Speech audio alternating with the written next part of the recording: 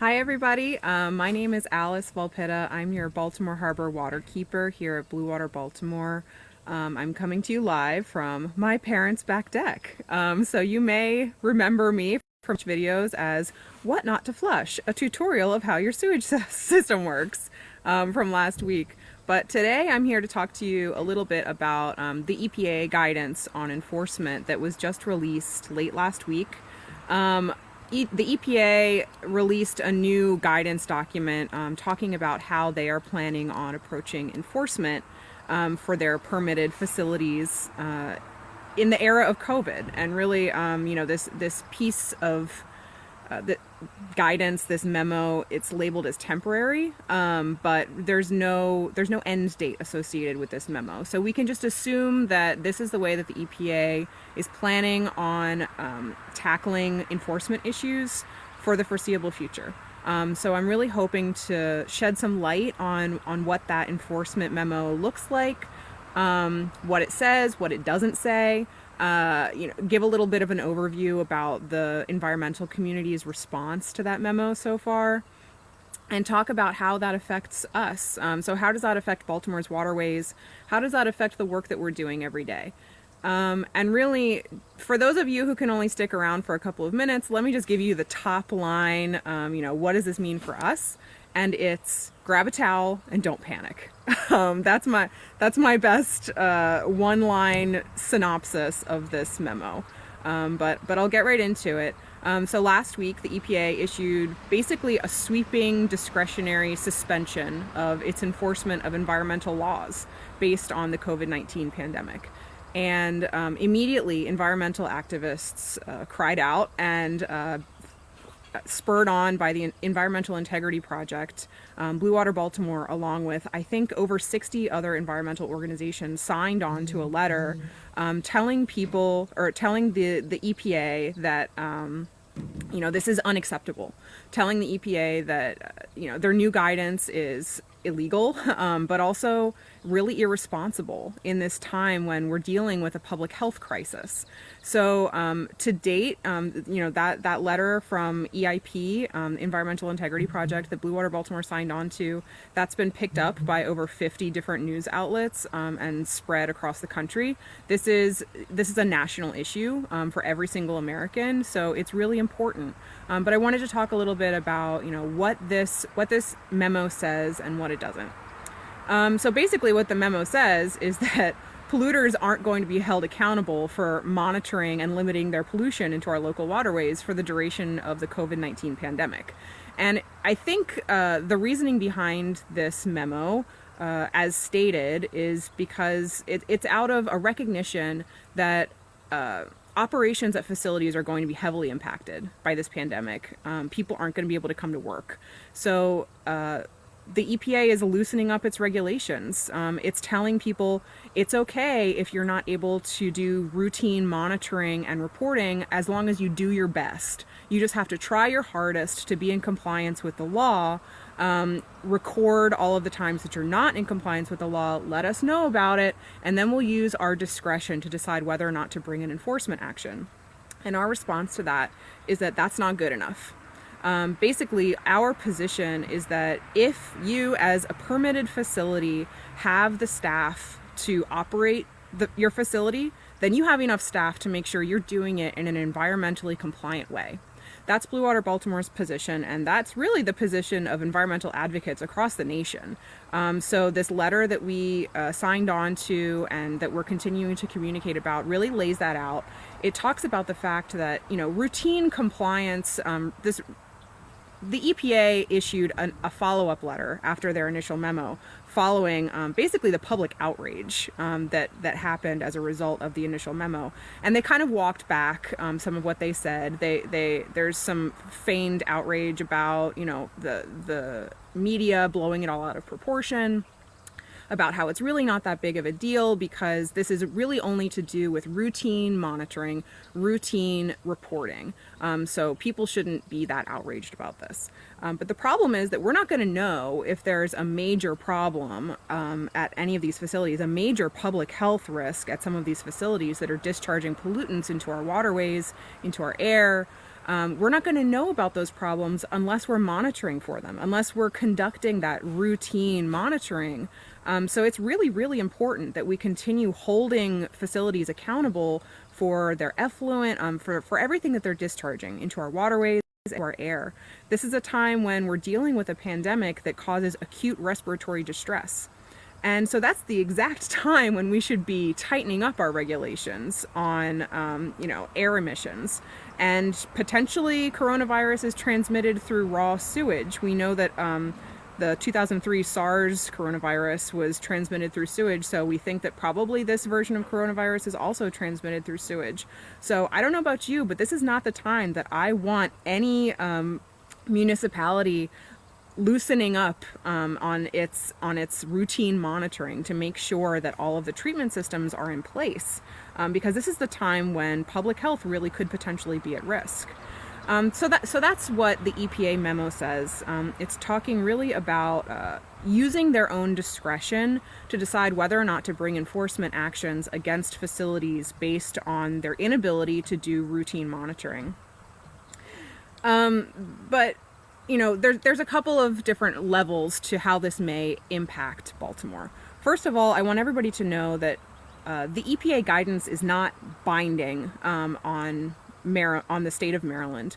The state of Maryland has authority to implement the Clean Water Act on its own. So the state of Maryland, the Maryland Department of the Environment, can implement and enforce federal and state laws when it comes to the Clean Water Act. And I'm going to talk mostly about the Clean Water Act because that's what I'm most familiar with.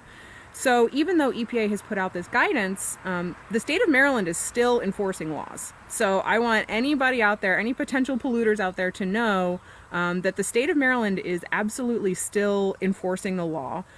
Secretary Grumbles at the Maryland Department of the Environment just had a really excellent quote in the Bay Journal about how important enforcement is, and how they are continuing to enforce laws. And we know from speaking with our contacts and our friends at MDE that they're still continuing to enforce Clean Water Act laws. So they're still investigating facilities that we send to them. They're still conducting proactive investigations. That's all still happening. So just because the EPA has completely abdicated any responsibility for enforcing the Clean Water Act, that doesn't mean that the state of Maryland has. So we're lucky because the state of Maryland is typically, they're doing a good job at enforcing the Clean Water Act. So I did want to take a little bit of time to talk about the Clean Water Act because that's really important. It gets a little wonky, but that's really important when it comes to this idea of enforcement, of talking about, what we can do to enforce the law, and that comes a little bit later. So in 1972, the Clean Water Act was passed into law, and don't worry, this isn't going to be a super long discussion of the Clean Water Act, but at its very core, the Clean Water Act protects Americans' right to clean water. And, clean water, what does that mean? That doesn't just mean like crystal clean, you can see down to the bottom of the harbor. That's not what clean water means. Clean water means different things depending on where you are, what type of water body you're next to. So for example, you couldn't, Americans don't have a right to go trout fishing in the inner harbor. That's because the inner harbor doesn't support trout, right? So depending on what section of the water you're near, Maryland has determined different designated uses for those waterways. So across the board, you should be able to recreate in your waterways. So bacteria levels should be below a level at which you could reasonably and safely recreate in your waterways. But beyond that, there's different types of water that are meant for drinking water. So like our reservoirs around the Baltimore area, those waterways need a different water quality standard. They need to achieve different pollution limits in order to support those designated uses. So this is important. I know this sounds really wonky, but this is important when we're talking about enforcement. Basically, Maryland has the ability to enforce the Clean Water Act and to go after polluters who are degrading the quality of our local waterways. But there's something really important in the Clean Water Act called the citizen suit provision. And the citizen suit provision says that if any American citizen is having their ability to enjoy their local waterway according to one of these designated uses, if their ability to enjoy that waterway is being hampered, if it's being impaired, if it's being negatively impacted by a polluter's actions, then that American citizen can sue that polluter, and that polluter can be compelled to stop polluting. So really, it's the same thing as if, somebody, attacked you on the street, and you said, I'm going to sue you, and you sued them, and you won in court because that person attacked you. It's similar to that. So basically, if facility is polluting your local waterway, and now as a direct result of that pollution, I can't go boating I can't go boating because there's so much algae in the water that is causing a disgusting condition, and I can no longer enjoy my local waterway, that means that you can sue the polluter. And that's the citizen suit provision of the Clean Water Act. And that's really important because that's like the Clean Water Act. And that's what makes it so powerful, is that even if the government decides that they cannot or will not uphold the law, we will. Because Blue Water Baltimore, as a member organization, represents individuals. We represent individual people, and that's really how we operate. Blue Water Baltimore is a member-based organization. So when we sue polluters, and we have in the past and will continue to do so, and we're continuing to do so right now, when we sue polluters, we do it on behalf of our members. And the way that we distinguish between a volunteer and a member is through donations. So anybody who donates $1 to Blue Water Baltimore, and this is on an annual basis, so you got to re-up every year, anybody that donates at least $1 to Blue Water Baltimore is considered a member. And the reason why we're able to sue polluters and take legal action and stand up to polluters even when the government won't is because we have members.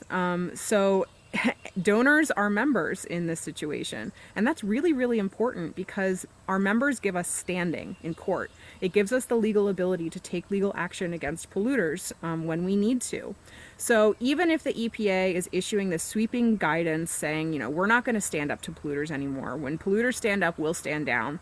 Even if MDE were in a position where they were unwilling or unable to take action against a polluter, Blue Water Baltimore still can, and we still do. So that's what I wanted to share with you today. Waterkeepers around the world are dealing with similar issues, especially waterkeepers in America. We're all dealing with the same guidance right now. And as your local waterkeeper organization, I just want to let you know that we're here for you. So I want you to remember that you can always report pollution to us. So we have a pollution reporting hotline, and right now, with the situation with everybody working remotely, the best way to report pollution to us right now is through our online pollution reporting hotline. So if you go to our website, www.bluewaterbaltimore.org, you can see the little pollution reporting link at the very top of the website. If you see anything, let us know about it. We have still been working on pollution reports, even with this shutdown, and we've still been reporting things to our contacts in the enforcement division at MDE, and they have been really responsive. They've let us know that they're still taking this really seriously, and they're still doing investigations, they're still being proactive.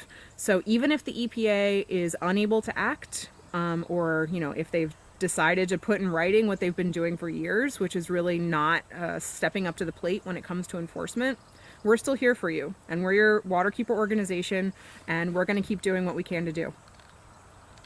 All right. Well, thank you, everybody. I hope that clears up a little bit of information about the new EPA guidance that came out late last week. And for more information, just check out our website, bluewaterbaltimore.org.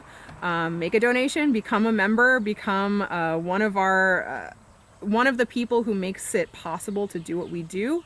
In terms of legal standing, to stand up for you and to hold polluters accountable. Thank you very much.